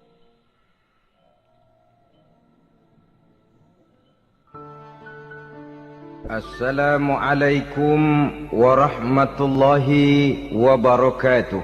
ala alihi wa sahbihi ajma'in, amma ba'du. Saudara-saudara kaum muslimin rahimakumullah, salah satu dari misi Islam ialah mengangkat harkat dan martabat manusia yang sebelumnya dibedakan oleh warna kulit, oleh suku bangsa dan bahasa. Seluruhnya diikat dengan satu akidah, menghilangkan perbedaan akibat warna kulit, suku bangsa dan bahasa. Termasuk dalam upaya itu betapa Islam telah mengangkat harkat dan martabat kaum wanita. Maka pada pertemuan kali ini kita akan membicarakan tentang peranan wanita sepanjang pandangan agama. Sebelum Islam datang, nasib perempuan nyaris hanya berputar di segitiga saja. Dapur, sumur, kasur. Kasur, sumur, dapur. Seolah-olah wanita terpaut dengan 3 itu tadi. Seolah-olah wanita tidak bisa berbuat lebih banyak daripada itu. Bahkan di tengah masyarakat jahiliyah, bayi perempuan mendatangkan aib sehingga mereka lalu dikubur hidup-hidup. Maka datang Islam dengan tegas mencanangkan satu revolusi yang mengangkat harkat dan martabat kaum wanita. Nabi bersabda, "An-nisa'u imadul bilad, iza saluhat saluhal bilad, wa iza fasadat fasadal bilad." Wanita adalah tiang negara. Jikalau baik wanita, baiklah negara. Jikalau rusak wanita, hancurlah negara. Dalam berbagai ayat, Al-Quranul Karim menjelaskan tentang wanita dan peranannya. Al-Quran bercerita tentang Siti Hawa. Al-Quran bercerita tentang anak perempuan Nabi Adam, Iklima dan Labuda, yang menyebabkan Habil dan Qabil saling berbunuh-bunuhan. Al-Quran menceritakan bagaimana ibunya Nabi Musa mendapat wahyu untuk menghanyutkan anaknya di hilir sungai Nil. Al-Quran bercerita tentang Siti Maryam, ibu daripada Nabi Isa. Al-Quran bercerita tentang 2 putri Nabi Yusuf, yang akhirnya salah satunya menjadi istri daripada Nabi Musa. Pun Al-Quran bercerita tentang Ratu Balqis, seorang wanita yang menjadi penguasa di negeri Sabah, yang demikian besar pengaruhnya dan wawasannya. Dan banyak lagi Al-Quran menceritakan keadaan kaum wanita, sampai-sampai dalam Al-Quran ada satu surah yang dinamakan surah An-Nisa. Ini seluruhnya berarti bahwa Al-Quran telah menempatkan kaum wanita dalam satu posisi yang mulia dan terpuji. Al-Quran memberikan emansipasi, bahwa wanita berhak mengejar kemajuan sebagaimana halnya kaum laki-laki. Tetapi sungguh pun demikian, Al-Quran tetap memberikan batasan-batasan sepanjang emansipasi itu tidak bertentangan dengan kodrat kewanitaan itu sendiri. Kalau persamaan dan kemajuan, kalau emansipasi dan hak asasi sudah tidak sesuai lagi dengan kodrat kewanitaan, pada akhirnya bukan mengangkat harkat dan martabat kaum wanita, justru malah merendahkan derajat dan martabat kaum wanita itu sendiri. Seperti sebagian besar wanita ini, mereka berteriak menuntut tentang persamaan hak, tapi mereka melupa apa batasan daripada persamaan hak itu sendiri. Sesungguhnya Islam dengan segala konsepsinya yang mengangkat martabat kaum wanita itu, memberikan keleluasaan kepada kaum wanita untuk maju bersama laki-laki sepanjang tidak menginjak-injak kodrat kewanitaan itu sendiri. Kalau sudah sampai kepada menginjak kodrat kewanitaan, maka akan merendahkan martabat kaum wanita. Sebab apa? Secara fisik dan psikis, Agaknya memang laki-laki sudah ditakdirkan oleh Allah untuk menjadi pembimbing bagi kaum wanita. Walaupun tidak tertutup kemungkinan wanita tampil sebagai pemimpin, tetapi dari segi fisik biologis misalnya, laki-laki itu diciptakan kekar, kuat untuk memikul dan melaksanakan tugas-tugas yang berat. Sedangkan perempuan pada umumnya adalah lembut, ayu, lemot, denok, geboy, dan lain sebagainya. Maka kalau kita baca sejarah, Allah itu belum pernah mengutus rasul perempuan. Semua rasul laki-laki. Sebab apa? Secara fisik biologis tugas kerasulan lebih dimungkinkan oleh seorang laki-laki. Tugas rasul itu berat. Kadang-kadang perang, dicaci maki, berhadapan dengan ujung tombak, ujung pedang dan lain sebagainya. Makanya seluruh rasul laki-laki, dan Allah belum pernah mengutus rasul perempuan. Dari segi lain, perempuan itu banyak terhalang untuk melaksanakan ajaran agama. Misalnya, 1 minggu dalam sebulan perempuan itu terkena cuti khusus, mengalami masa menstruasi, tidak sholat, tidak puasa, tidak melaksanakan ajaran agama yang tidak dibolehkan pada saat menstruasi itu. Kalau ada rasul perempuan, lalu saat malaikat akan menyampaikan wahyu, kebetulan rasulnya sedang wah, itu bisa balik lagi malaikat Jibril ke langit itu. Mau turun nyampein wahyu, balik lagi ke atas, ditegur, kenapa balik lagi Jibril? Rasulnya lagi head.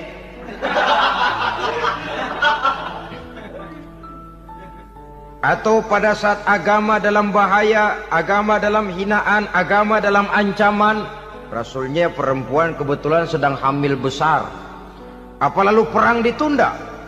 Pengumuman perang ditunda saja sampai rasul melahirkan.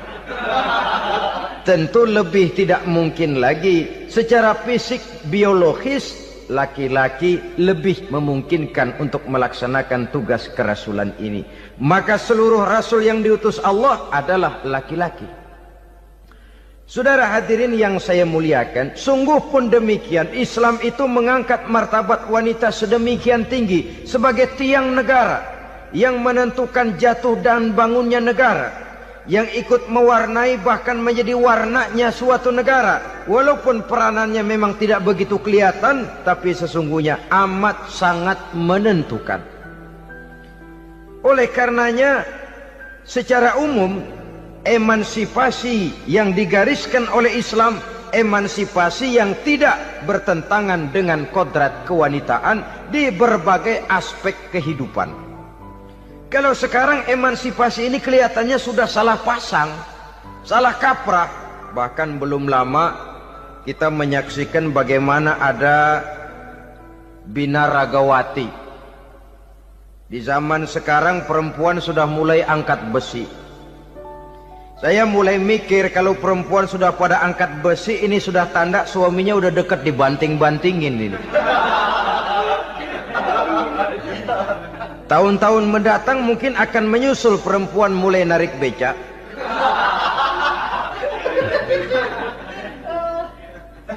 Nampaknya kan sudah tidak lagi mengindahkan kodratnya sebagai wanita. Ada olahraga yang hanya pantas dikerjakan oleh laki-laki.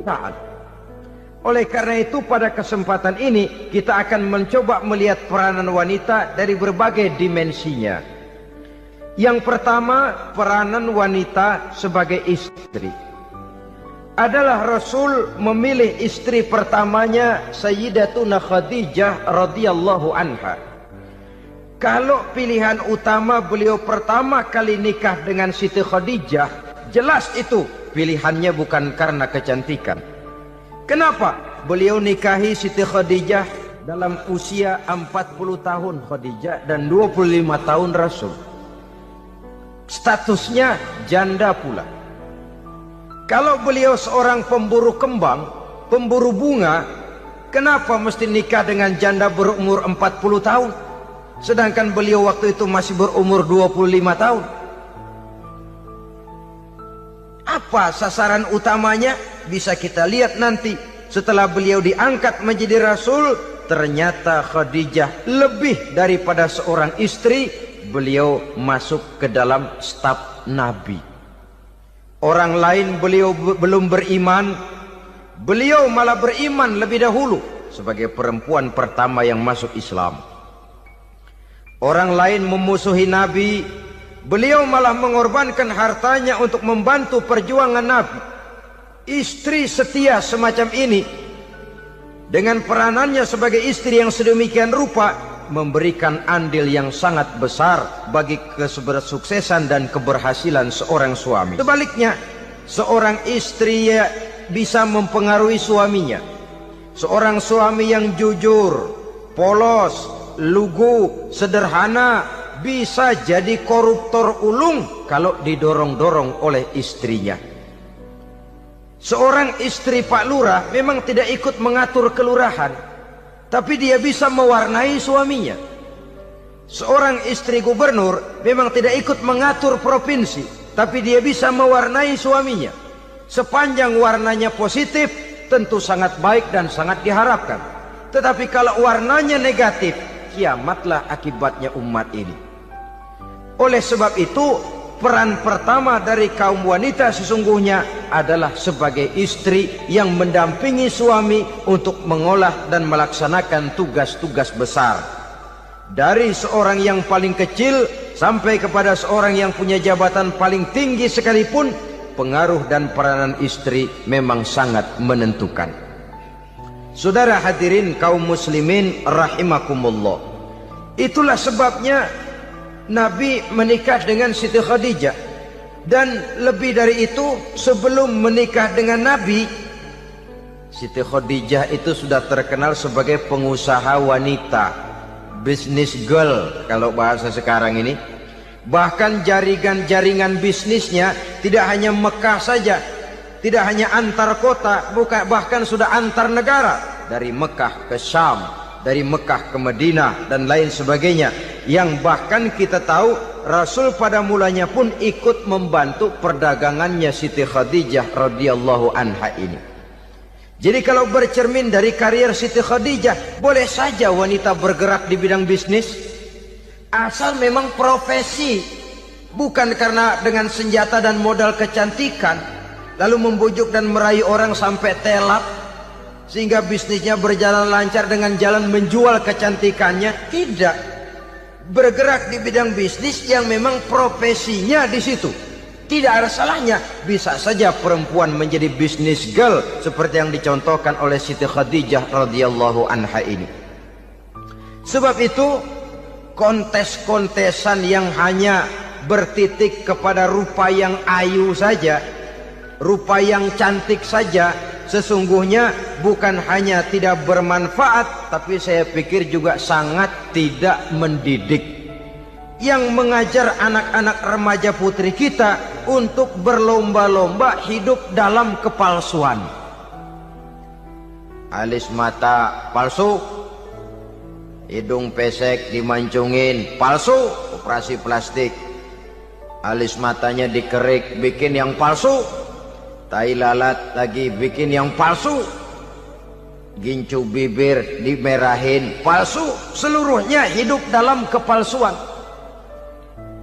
Akan lebih baik kalau kita ini misalnya mengadakan kontes yang menitik beratkan kepada ketinggian IQ, kecerdasan, kemampuan, skill, keahlian dan kemampuan. Tidak hanya dititik beratkan kepada rupa yang ayu dan cantik semata-mata. Sebab di samping manfaatnya diragukan, juga sangat tidak mendidik buat generasi yang akan datang. Terutama ibu-ibu, peran utama wanita sesungguhnya adalah sebagai istri mendampingi suami dalam melaksanakan tugas-tugas besar. Satu hari, serombongan ibu-ibu pernah datang menghadap Rasul mengajukan satu resolusi. Protes kalau bahasa kita sekarang. Ya Rasul, ada apa bu? Kalau laki-laki sih enak. Enak bagaimana? Iya, kalau orang laki-laki sholat, perempuan sholat. Laki-laki puasa, perempuan puasa. Laki-laki pergi haji, perempuan pergi haji. Laki-laki menuntut ilmu, perempuan bisa menuntut ilmu. Tapi kalau laki-laki pergi jihad, perang membela agama, kami perempuan tidak bisa ikut jihad perang di medan pertempuran. Padahal pahala jihad sangat besar dan kami ingin mendapat pahala jihad. Tidak adil kalau begini ya Rasul, izinkan kami pergi jihad. Ini perempuan di zaman Rasul, kalau ada kebaikan tidak bisa ikut, rasanya rugi bukan main, lalu protes. Apa jawab Rasul? Beliau senyum. Ibu-ibu jangan khawatir, walaupun ibu-ibu tidak maju ke medan perang, ada ibadah yang pahalanya sama dengan pahala jihad itu. Apa ya Rasul? Beliau menjawab, jihadukunna fi baitikunna. Jihadnya ibu-ibu, jihadnya kaum wanita adalah di rumah tangganya sebagai istri. Memasak makanan suaminya, mencuci pakaian istrinya, mengasuh, merawat dan membesarkan anak-anaknya, itu seluruhnya bagian daripada ibadah yang pahalanya tidak kurang dengan pahala jihad. Kenapa? Al-Quran itu memberikan sesuatu sesuai dengan kedudukannya. Kalau perempuan pergi perang jihad membela agama, musuhnya laki semua, kayak apa perangnya? Itu musuhnya bisa nggak mau pakai pedang, perangnya udah gulat aja udah. Sehingga Rasul lalu memberikan satu jalan keluar yang membuat wanita-wanita itu lega. Jihadukunna fi baitikunna. Ibu-ibu sih tidak usah khawatir, jihad ibu adalah di rumah tangga ibu-ibu semua. Sejak bangun tidur sampai tidur kembali, nyaris kaum ibu itu 24 jam pekerjaannya. Sebagai istri, dia melaksanakan jihad di rumah tangganya. Peranan wanita yang pertama adalah sebagai istri, yang walaupun tidak kelihatan dan menonjol seperti halnya laki-laki, tapi sangat mewarnai, bahkan menjadi warna dari tugas apapun yang dihadapi oleh suaminya. Dulu ada seorang orator, kalau pidato hebat bukan main. Kalau dia bernada gembira, semua orang senyum. Kalau dia bercerita tentang sesuatu yang sedih, satu masjid orang nangis. Orang tanya kepadanya, Pak, bisa pidato begitu hebat, siapa yang bikin? Ya saya sendiri. Istrinya dari belakang bilang, tidak, yang bikin pidatonya hebat saya. Kata suaminya, mana bisa, saya, kata istrinya. Kalau saudara tidak percaya, tunggu Jumat depan. Dia khutbah Jumat, saya akan bikin khutbahnya tidak hebat, kata istrinya. Sudah hari Rebo, siap-siap mau bikin konsep khutbah. Baru mau nulis, datang istrinya. Bang, tolong pegangin anak, saya mau ke warung. Mau bikin konsep lagi, kata istrinya, bang tolong ini, tolong itu, tolong ini. Sampai mau berangkat khutbah Jumat, khutbah belum selesai dibikin. Begitu naik mimbar, kehabisan bahan. Sudah 10 menit masih ama ba'du.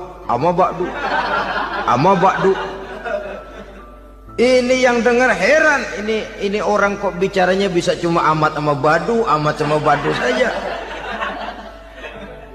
Di situ kelihatan saudara-saudara betapa peran serta istri yang walaupun tidak kelihatan oleh pandangan mata yang zahir, tapi teramat sangat menentukan. Sekali lagi, tidak ada seorang suami bisa sukses jadi apapun dia tanpa peran serta istrinya di rumah. Tidak ada kemajuan yang bisa diperoleh kalau tidak karena peran serta istrinya di rumah. Tidak ada kesuksesan yang bisa diraih tanpa keikutsertaan daripada istrinya di rumah. Walaupun suaminya yang dikenal orang, suaminya yang dipuji orang, suaminya yang disanjung orang, bagian besar tetaplah saham dan andil daripada istrinya yang di rumah itu. Ini makna an-nisa imadul bilad. Wanita adalah tiang negara. Jikalau baik wanita, baik negara. Jikalau rusak wanita, hancur negara. Karena wanita, negeri Salba menjadi terkenal tentram, aman, wawasan politiknya luas. Seorang semacam Cleopatra bisa menaklukkan Julius Caesar. Dan begitu selanjutnya. Banyak cerita-cerita betapa wanita yang berperan di belakang layar ini bahkan bisa menggoyangkan negara. Bahkan yang paling dekat saja contoh dengan kita, Senator Gary Hart. Saudara masih dengar tentu itu. Betapa harus terpaksa mengundurkan diri dari pencalonan presiden Amerika karena kasusnya dengan Donna Rice itu, dengan hostess itu. Betapa di sini seorang perempuan atau seorang wanita sanggup membongkar seseorang yang punya masa depan ceria untuk menuju kursi kepresidenan dari suatu negara adidaya seperti Amerika bisa gagal berantakan karena skandalnya itu. Apa penyebabnya? Wanita.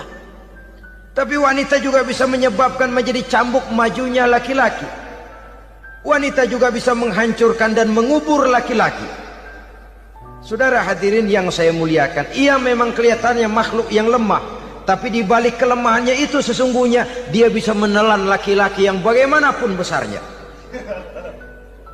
Saudara-saudara kaum muslimin rahimakumullah, terutama ibu-ibu yang saya hormati, jadi peranan yang pertama wanita sebagai seorang istri.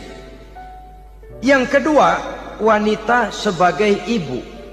Ini juga sangat besar pengaruhnya dalam membentuk generasi masa yang akan datang. Bapak, oleh karena kesibukan tugasnya tentu lebih banyak di luar rumah. Yang nyaris 24 jam di rumah itu ibu.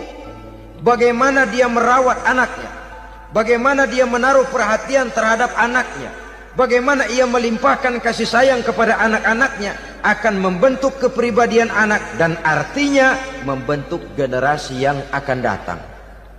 Kalau seorang ibu sudah cuek-cuek saja kepada anaknya, padahal Quran mengatakan al-jannatu tahta aqdamil ummahat, surga di bawah telapak kaki ibu. Hadis ini bisa kita artikan macam-macam. Pertama, anak tidak akan mendapat kebahagiaan tanpa ridho daripada ibunya. Kedua, ibu adalah wanita agung yang harus ditaati. Ketiga, neraka atau surga anak bergantung kepada ibu, bagaimana dia mewarnai anak. Kalau ibunya cuek-cuek saja sama anaknya, dan sering jadi contoh klasik, kalau anak ayamnya beduk maghrib belum pulang, satu RT dicariin, hansip diundang, kalau perlu dan ramil dilaporin. Tapi kalau anak gadisnya jam 12 tengah malam belum pulang, ibu tenang saja Pak. Tidak tergerak dan tidak tertarik hatinya. Ya tentu tidak semua. Kalau sudah begitu, bukankah hakikatnya ibu sudah menciptakan neraka buat anaknya sendiri? Khalil Gibran dalam satu tamsil yang indah pernah mengatakan, kalau kita diberikan sebutir mutiara, sebutir intan, dan intan itu sebutirnya sebesar telur ayam, benda yang sangat langka dan berharga, tentu kita sayang intan atau mutiara itu. Kita jaga baik-baik, kita simpan dalam kotak, kotaknya kita kunci, kotak itu kita simpan di dalam lemari, lemarinya kita kunci lagi, lemarinya ada di dalam kamar, kamarnya pakai pintu, pintunya kita kunci lagi, kamar itu ada dalam rumah, rumahnya pakai pintu, dikunci lagi. Kemudian rumahnya pakai pintu gerbang besar, gerbangnya juga digembok lagi. Untuk menjaga intan itu jangan sampai hilang, begitu usaha kita berlapis-lapis. Dan intan itu sudah diberikan kepada kita, kata Khalil Gibran. Apa dia? Anak-anak yang diamanahkan Allah kepada kita. Itu intan-intan mahal, itu mutiara-mutiara pilihan yang dititipkan dan diamanahkan untuk kita jaga sebaik-baiknya. Haruskah dia sia-sia di tangan kita? Haruskah dia merana jatuh di tangan ibu yang tidak punya tanggung jawab? Saudara hadirin yang saya muliakan, oleh karenanya peranan sebagai ibu ini sangat menentukan bagi pembentukan generasi yang akan datang. Salah ibu mengarahkan anak, akan lahir generasi mendatang yang tidak kita harapkan. Sehingga Nabi bersabda, kullu mauludin yuladu 'alal fitrah fa abawayhi yuhawwidanihi aw yunassiranihi aw yumajjisanihi. Setiap bayi dilahirkan dalam keadaan suci. Setiap bayi dilahirkan dalam keadaan bersih, tidak punya dosa. Islam tidak mengenal dosa warisan. Semua saja bayi lahir dalam keadaan suci dan bersih. Kalau demikian lalu bagaimana? Kata Nabi, ibu bapaknya lah yang kelak akan menjadikan anak itu sebagai Yahudi, yang kelak menjadikan itu anak itu sebagai Nasrani, atau menjadikan anak itu sebagai Majusi. Ibu bapaknya yang mewarnai anak. Ibaratnya anak itu kertas putih, mau ditulis tinta hijau warnanya hijau, mau ditulis tinta merah warnanya merah, mau ditulis tinta hitam pun warnanya hitam. Oleh karena itu pembentukan anak yang soleh secara mental sesungguhnya sudah diwarnai oleh kebiasaan ibu bapak dalam pergaulan di rumah tangganya secara mental. Sehingga dengan demikian saudara-saudara, salah kaprah ibu dalam mengarahkan anak-anaknya akan melahirkan generasi penerus yang sungguh-sungguh tidak kita harapkan, dan pada gilirannya akan membahayakan perkembangan bangsa dan negara, membahayakan kita sebagai suatu umat. Apalagi sekarang ini masih banyak orang-orang muslim, orang-orang tua muslim yang kadang-kadang menyekolahkan anaknya di sekolah yang membahayakan akidahnya, mematikan imannya, menghancurkan tauhidnya. Pokoknya asal bonafid keluar sekolah ada jaminan lapangan kerja, perkara anak mau kafir mau murtad bukan urusan. Alangkah ironi dan sangat menyedihkan.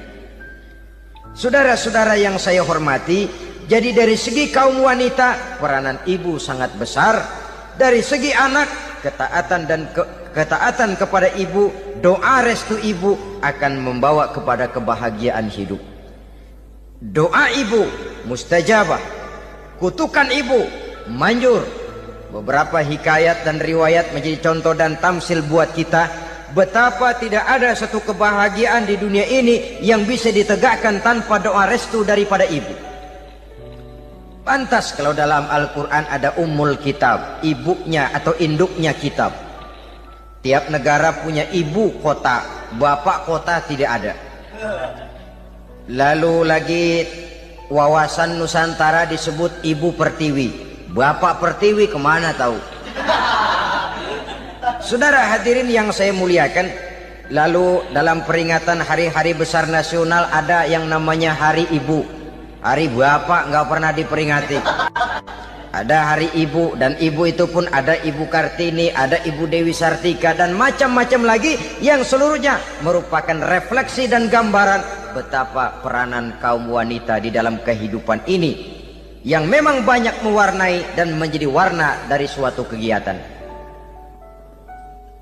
Saudara-saudara kaum muslimin rahimakumullah, apabila yang pertama tadi kita melihat peranan kaum wanita sebagai istri, betapa ia berpengaruh besar dalam ikut menunjang keberhasilan dan kesuksesan suaminya. Kemudian pada peranannya yang kedua, wanita sebagai ibu di rumah tangga, betapa ia ikut membentuk, mempengaruhi, mewarnai dan membimbing kepribadian anak sebagai generasi penerus. Maka pada peranan yang ketiga ini kita akan melihat wanita sebagai social agent, sebagai penggerak kegiatan sosial di berbagai bidang kehidupan. Apakah itu bernama majelis taklim, apakah itu bernama perkumpulan dan yayasan-yayasan kemanusiaan, organisasi-organisasi yang bergerak di bidang pendidikan, bahkan di zaman sekarang bukan hanya menjadi penggerak sosial, bahkan sudah banyak kaum wanita yang menggerakkan satu bangsa.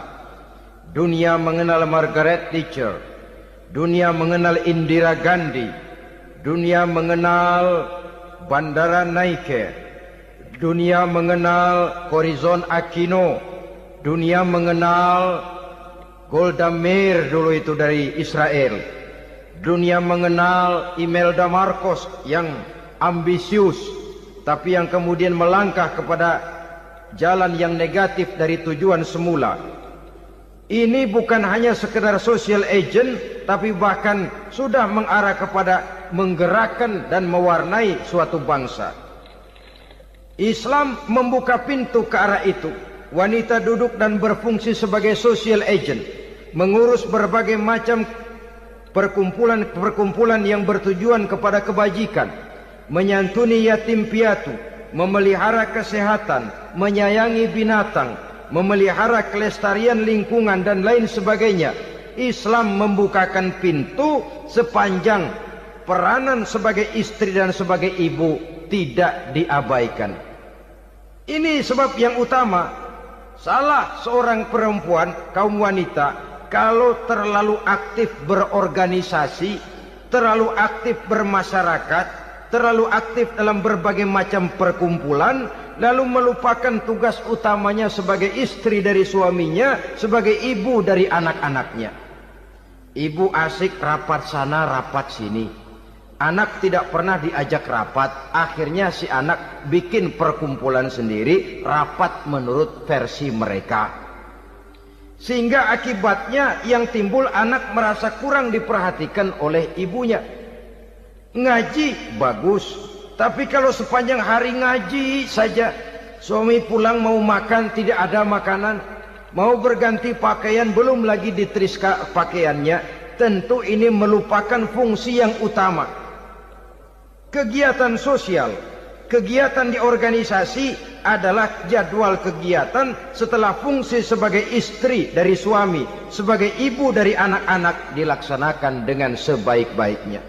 Bukan tidak baik ngaji, kalau dari ngaji ke ngaji saja. Bangun tidur ngaji, jam 7 ngaji, berangkat jam 11. Sholat zuhur berangkat ngaji lagi, pulang sore, malam ngaji lagi.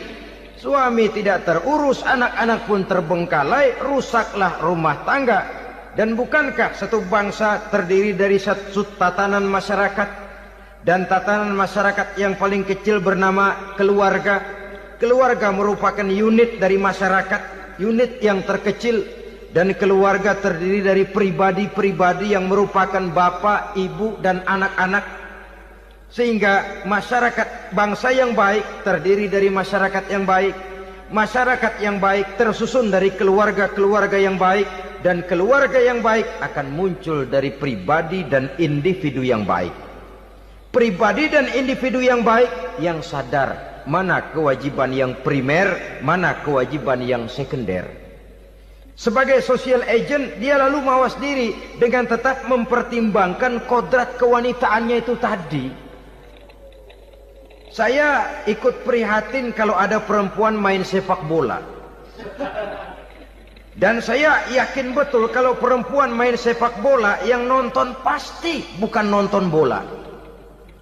Ya mungkin bola juga, tapi bola yang mana?